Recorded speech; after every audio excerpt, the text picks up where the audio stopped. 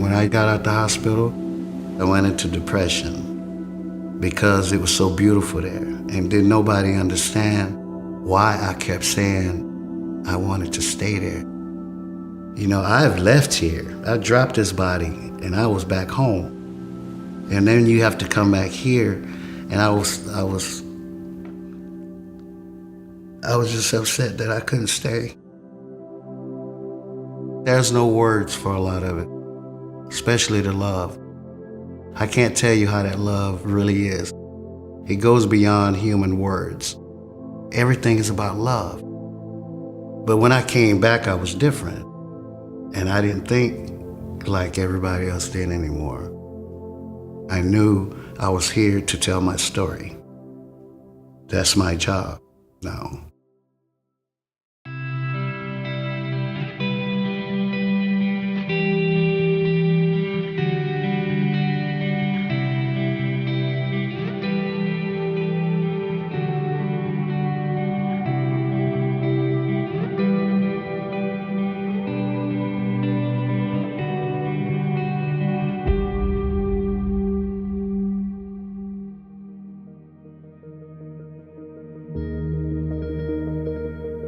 My name is Brian Jordan, and I'm from Slidell, Louisiana. My dad had an 18-wheeler. He owned his own truck. He was mostly a gravel hauler, so most of the time we grew up helping him. We were changing those tires like 8, 9 years old. We'd do all the flats when he'd get home. By the time I was 13, I was driving it, and 15, I was on the highway with it.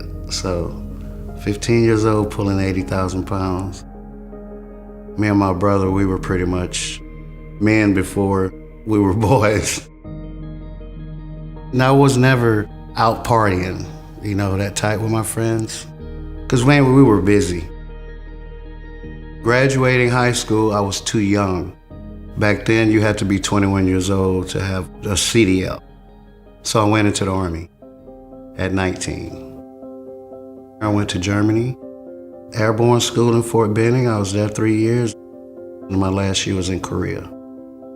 After 6 years, I got out on an honorable discharge, and I got a job with my dad because he was working for this company, and that's how I started heavy equipment. And once I picked it up, that's all I ever wanted to do from then on. Pushing all that dirt or digging whatever, it's just the power of it all that I love. I didn't have much of an outside life. You would work 3 weeks straight, 21 days, 7 days a week, 12 hours a day. So all I know is work. I was in Pratt, Kansas, and we were building a wind farm. You know, the giant blades. I got up one morning, I went to work, it was a Saturday, and we were supposed to get off early that day. I was pushing with my bulldozer. I stopped at noon, and I normally would keep me some bread in there with peanut butter and jelly, a quick sandwich. I ate a sandwich, got back to work like 10 after 12, and that's when I felt the pressure. I felt pressure in my neck. And it was freaking me out. I'm like, well, what is this? I figured it would go away. So I kept working. And then it wouldn't stop. So I stopped the bulldozer and I climbed down off of it. The pain started going into my chest. So I went to my water truck driver and I had him take me to my medic. By the time I got to the office, I walked in, I said, hey, I need some Tums. And the reason I said that is because the pain that I had, it happened to me like a year before. I was working in North Dakota, actually, and I was on the phone with my girlfriend.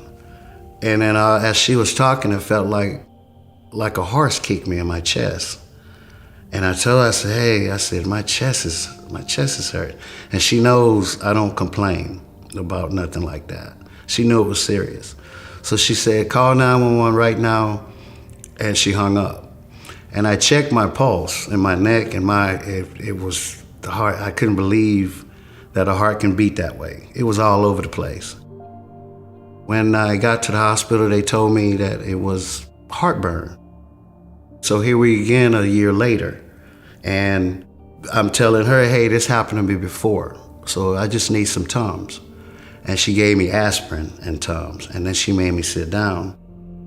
And then as I was sitting there, my arm started hurting. And that's when I knew, I said, okay, this is getting serious. And as I was sitting there, I started getting sleepy. And then I felt myself passing out. And so as I was falling to the floor, the safety guy was sitting right across from me, just like me or you right now. And the last thing I thought, I said, I hope he catch me, before I could just picture myself going face first into the floor. And everything went black. And I was in the stars. And so I said to myself, okay, I remember falling out that chair. So I said, I must be passed out, or I must be asleep. I'm figuring that I'm having one of these weird dreams because I didn't know what I was looking at. And I went to this cave-like place. It was huge. And the walls came down. And as the walls came down, they should have came down to a floor, right? But where they stopped at, where a floor should have been, there was no floor. So it was like looking down into the night sky when we normally look up. So I'm looking down, not realizing that I'm floating. Where the floor should have been, there were a walkway, square stones, side by side. So I looked right, and the walkway went down and went to the right and disappeared. I looked to the left to see where it was going that way. And it went into the wall maybe like 100 feet away. There was a door in the wall, and that door looked like the old castle doors with the curve at the top. When you say cave, most people think, oh, were you in hell or something, you know? But I had no fear there. No fear, I never feared nothing. And when I looked in the doorway, there was somebody in the doorway. And I'm looking, I'm like, wow, I can see through it like a ghost. I can see right through him. And he was just looking at me. So we were just looking at each other. And, you know, when you see something like that, you would get afraid. But I was like the cat, I was inquisitive. I said to myself, I want to go see what that is. As soon as "is" came out of my mouth or my thoughts, I took off like a bullet. And I was moving so fast that the sides were blurred. I was going so fast. And I got to the wall, that's when I was like, oh my God. I said, humans don't move like that. How did I just do that? And I remembered why I went to the wall. It was to see who was there. And I remember, so I looked down below me, and there he was. But he didn't look up at me, he just floated along the path that I was looking at, the stone. And I watched him float all the way until he disappeared. And then apparently I went through the door because everything went jet black dark. You couldn't see your hand in front of your face. And all of a sudden I saw a light appear, and it looked like somebody had a flashlight, like they were searching. And that light fell on me, and it was so bright. If I had hands, but I went through the reaction of blocking the light with my hands. And that's when it took me in. And now the light wasn't so bright because I was inside of it. And it was soft. And so I remember I looked left, in front of me, right, and then down. And it was just this soft light. After a while, part I was facing started turning into a fog. And then the fog started clearing. And as I was looking, peering through, I could see a blue sky. And then that's when I got caught up. It felt like God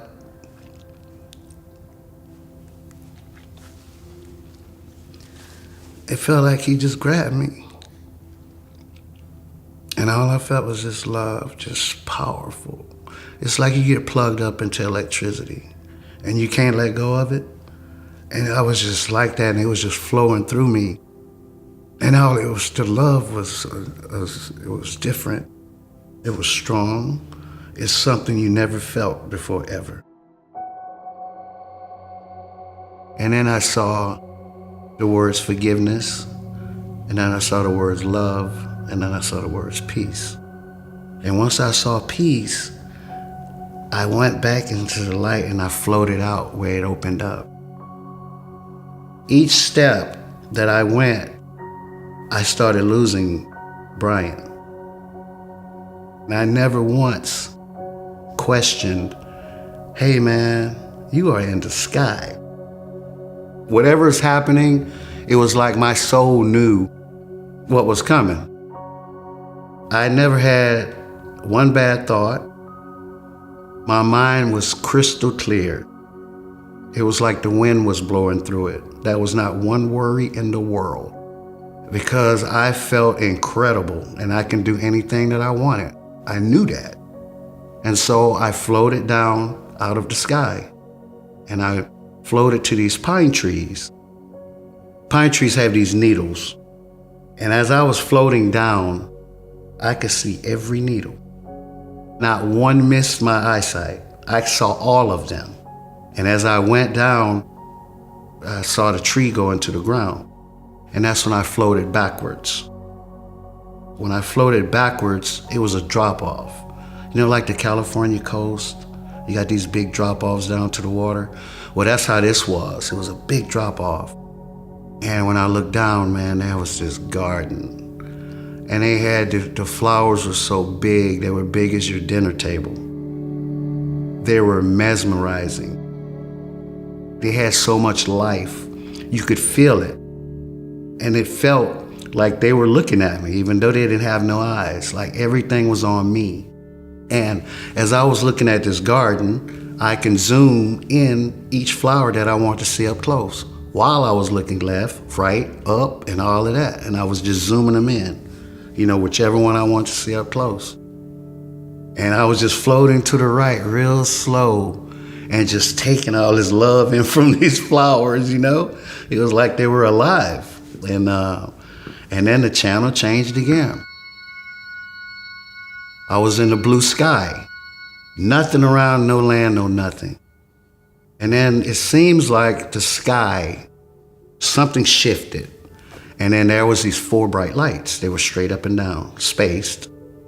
And I was like, okay. And they were getting bigger. They were coming towards me. And as I was waiting for the lights to come, a lot of small lights start popping up. And they just start popping up all around me. And then they was just swirling, doing a thing, man. And I'm like, wow.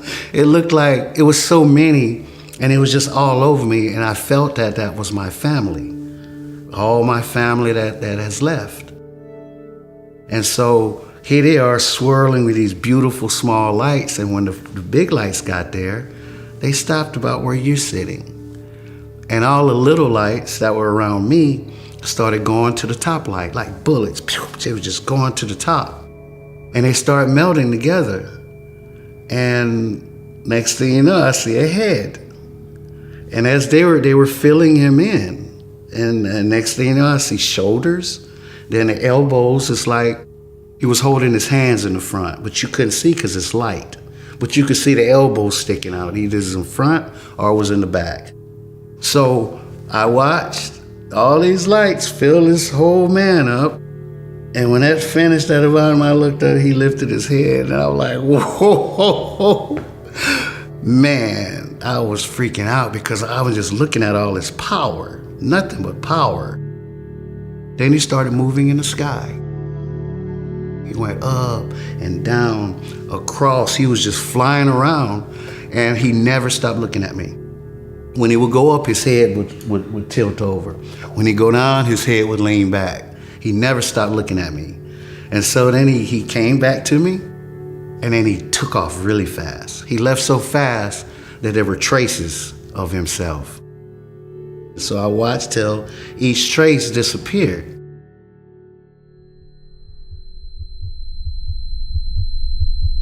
I opened my eyes, And my medic was on top of me, and she was pushing my chest. I was looking at her, and I said, hey. When I said, hey, she looked at me, and she just jumped off of me, right? And she was looking at me, her eyes were huge. And I said, what are you doing?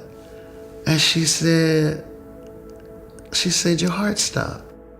She said, Brian, she said, you died. I said, how long was I gone? And she said, 4 to 5 minutes. And I couldn't believe that. So you telling me I'm gone 4 or 5 minutes? I said, I was in the stars that length of time. Then I went to the cave and then to the gardens and then to the sky, and you telling me I was only gone 4 to 5 minutes when it felt like an hour? You know, I couldn't fathom what she told me. When I looked down, my shirt was cut open and the patches were on my chest and this machine sitting here talking. And that's when all reality started coming. I'm like, get me off of this floor. They got me up off the floor. My arm was hurting so bad and I started sweating, and all my friends and bosses, everybody was just against the wall. And here I am sitting there sweating, wanting to go to sleep. And so I looked at them and they would look away. They didn't want to see me like that. And so I heard something about a helicopter. So when I heard that, I said, oh, no way.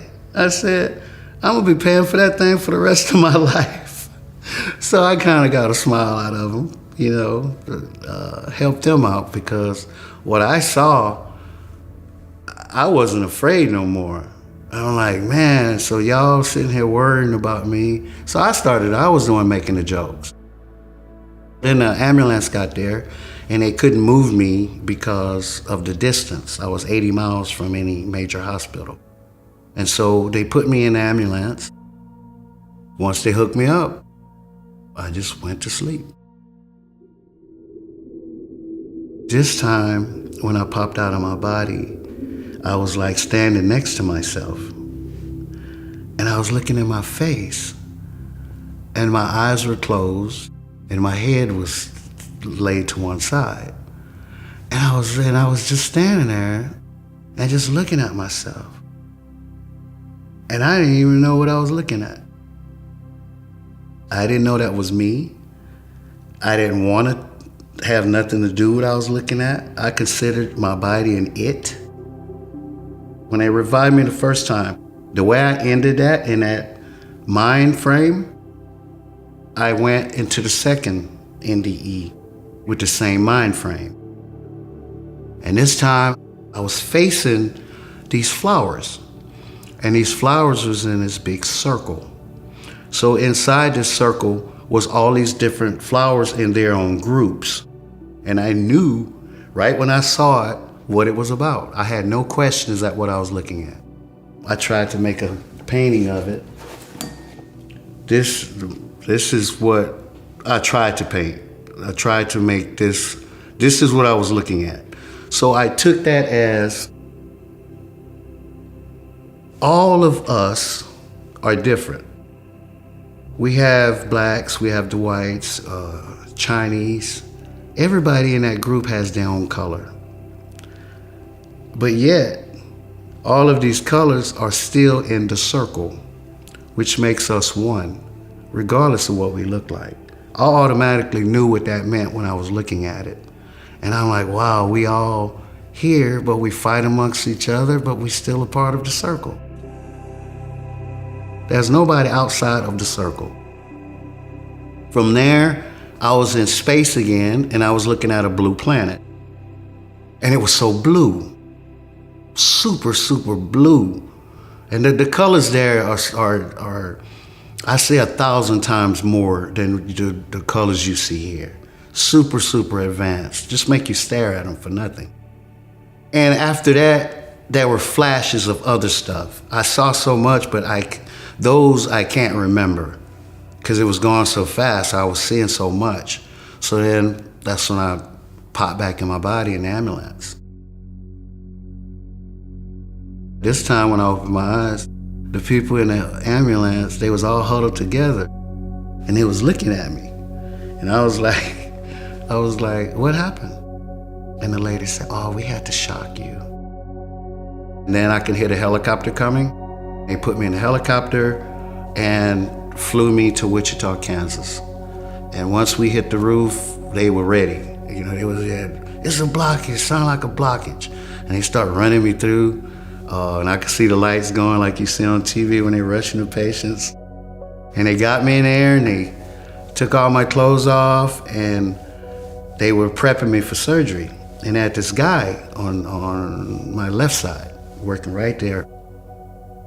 And I had my arms on my side because I remember I was freezing cold. And when I opened my eyes, my arms were behind my head, up over. And so the guy was working, I said, hey. He said, yeah. I said, wasn't my arms on my side? And he like, you didn't feel that? I said, no, feel what? He said, man, when we shocked you, your whole body almost came off the table. And I asked him, I said, am I gonna die today? And he said, no, I'm not watching that. And so they fixed me. And the doctor came in and I was sitting up and he looked at me, he said, man, you're supposed to be on a ventilator. He said, you just had a massive heart attack. Your heart is mad, really mad. And here you are just sitting up talking to me like ain't nothing happening. You're not even supposed to be talking to me right now. And so they put me in the ICU and the nurse comes out with this paperwork. And she started going down and she looked at me and she said, oh my God. She said, you had a widowmaker heart attack. And she said, you only had a 10% chance of surviving that, even in the hospital. And I was like, wow, I was supposed to die that day. They kept telling me they was gonna put a pacemaker because I had to wear this vest. And that vest would shock me if my heart did anything out there because I was pushing out 30%, I think, or 35 when your heart's supposed to push out 55. So I wore the vest for 3 months and I went to the hospital and they did a check on my heart. And after they did the test, I was leaving and the doctor called my phone. He said, you could take that vest off. He said, Brian, he said, we've been doing tests on this type of heart attack since the 70s.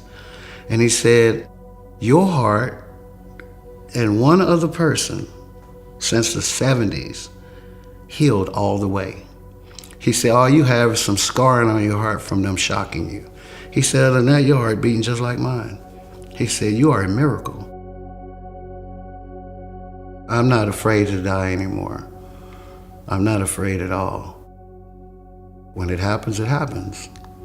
Don't cry over me, that's what I tell them. Don't you cry over me. I try and pray to God to get me back here. No. When I got out the hospital, I went into depression because it was so beautiful there. And didn't nobody understand why I kept saying I wanted to stay there. You know, I've left here. I dropped this body and I was back home. And then you have to come back here. And I was just upset that I couldn't stay. There's no words for a lot of it, especially the love. I can't tell you how that love really is. It goes beyond human words. And so I wanted to find people like me.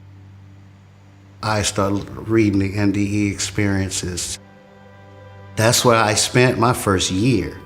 Just studying or finding or making friends with people. And I found so many that said the exact same words. Everything is about love. Now there's other people now I'm hearing saying the same thing. So I knew I wasn't crazy when I heard that. I knew I was here to tell my story. That's my job now. But when I came back, I was different. And I didn't think like everybody else did anymore. I was raised in a hellfire church. You have to have a Holy Ghost. You better obey the Bible and all this stuff or you'll never see heaven. That's how we were raised. I died 3 times and not once did I see a hell. And I felt like a God, and I'm just a normal person. I wasn't in nobody's church. I believe in God. I love God since a child, but I always had questions like, why is this God so mad? Or why put us here? And then we got to have rules to leave. It made no sense. And so after I came back, I saw things totally different. I don't judge nobody by their religion because I one time believed a certain way that I was taught. So I can't judge you, for believing what you did because you haven't died and seen it. But when I came back, I didn't see people anymore. I saw souls. And that's how I live my life now. I won't look at you as anything but a soul. And I try and help everybody that I can. And most of the time, don't look for nothing back from it. Because it's material. Your material things, all of that change. It's not important no more. Because you're not taking it with you. And so the stuff that I used to worry about, I try not to anymore. Help who you can, when you can. That's all God wants. We're here to help each other. And if you can't find a way to do that, what else is there?